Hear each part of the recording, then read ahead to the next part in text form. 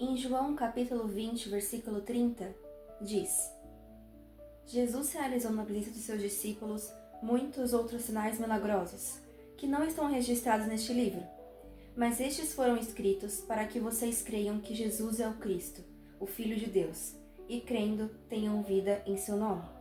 No capítulo seguinte, o capítulo 21, versículo 25, diz o seguinte: Jesus fez também muitas outras coisas.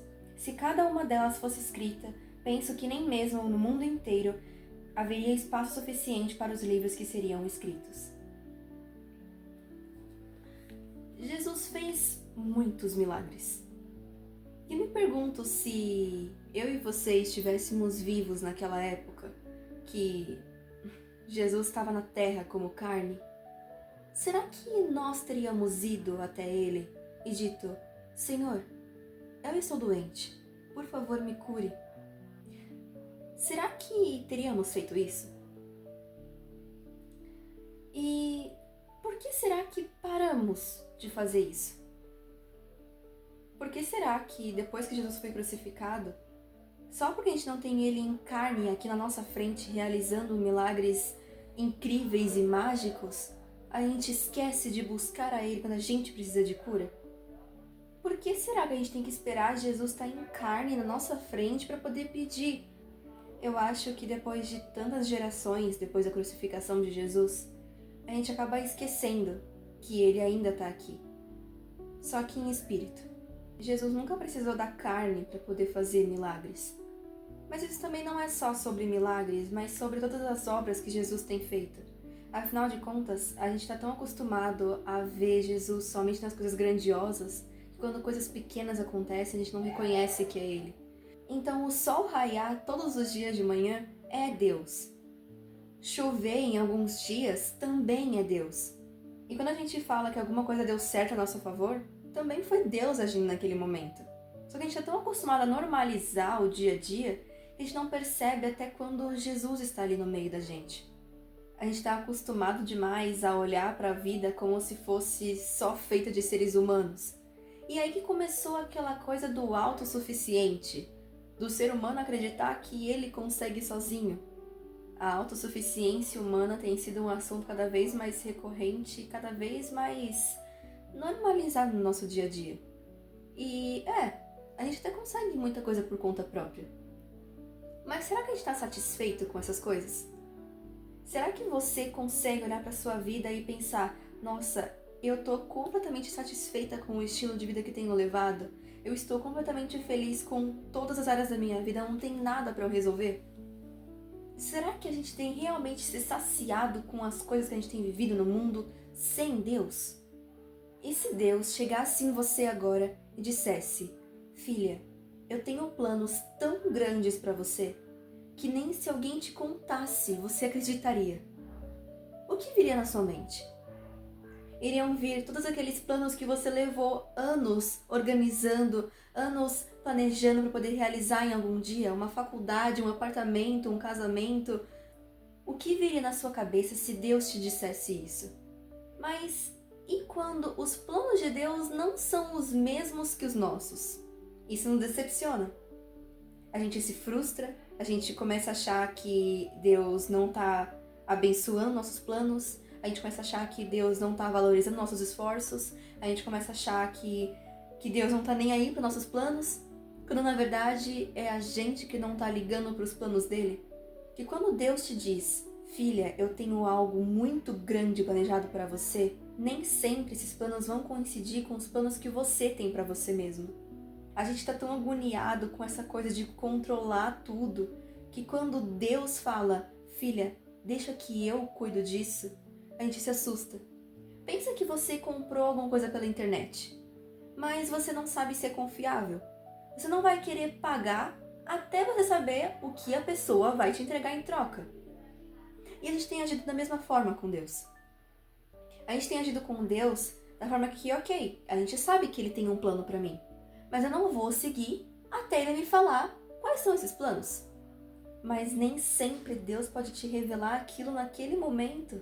Talvez Deus só vá revelar pra você quando você já estiver vivendo aquele plano. A gente tem tratado Deus da mesma forma que a gente trata os seres humanos.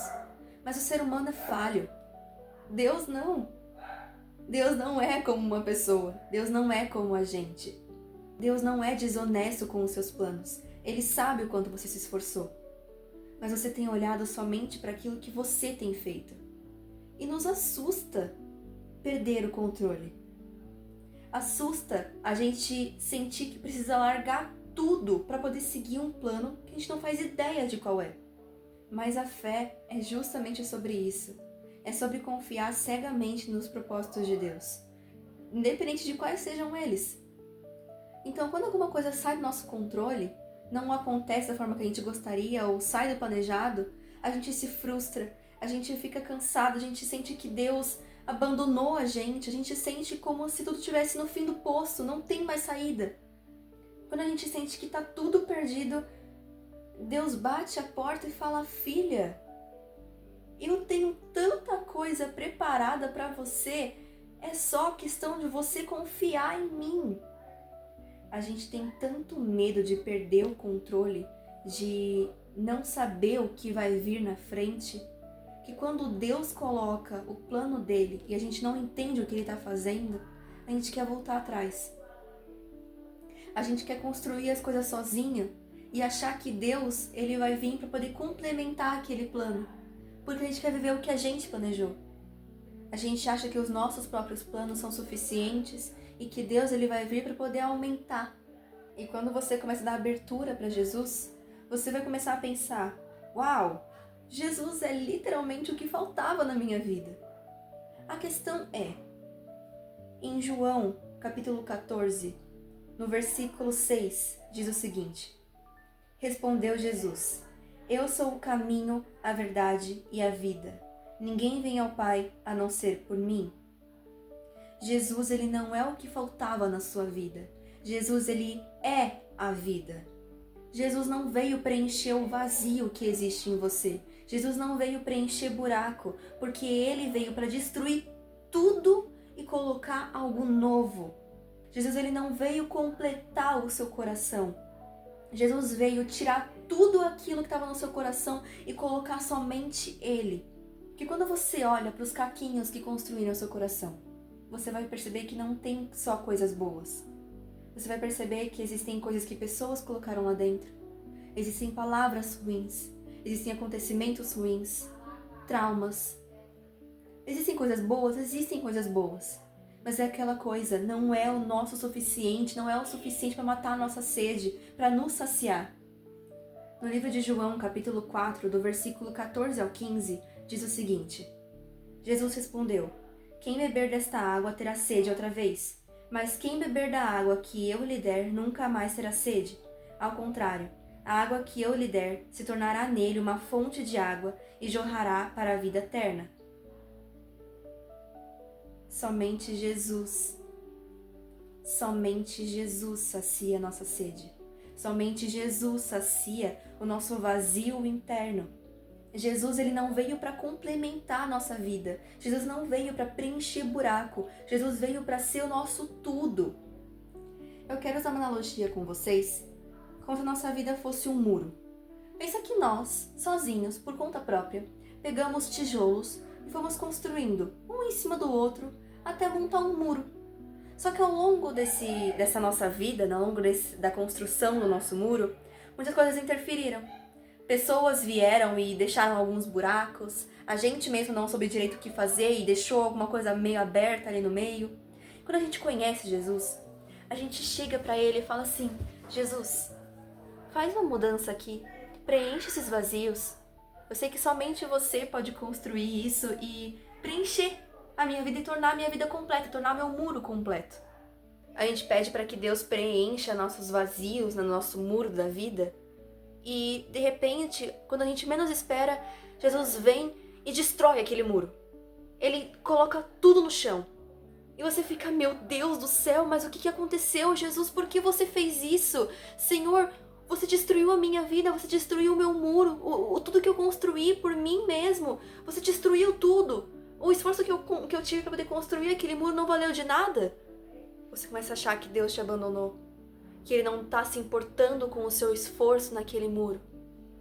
Mas Deus está ali, cutucando você, e você em cima daqueles destroços do muro, chorando, desesperado, pensando, meu Deus do céu, o que eu vou fazer agora? Porque a sua vida está destruída. E quando você percebe que Deus está cutucando o seu ombro, você vira na direção dele, quando você vê, Deus construiu uma casa para você. E você fica meio sem entender, mas Deus, por que o Senhor construiu uma casa para mim? Eu tinha feito meu muro. Eu só queria que o Senhor preenchesse e eu estaria com a minha vida completa. Eu estaria com o meu muro completo. E Deus vira para você e fala, filha, aquele muro não ia te proteger da chuva. Eu construí uma casa para que você estivesse segura.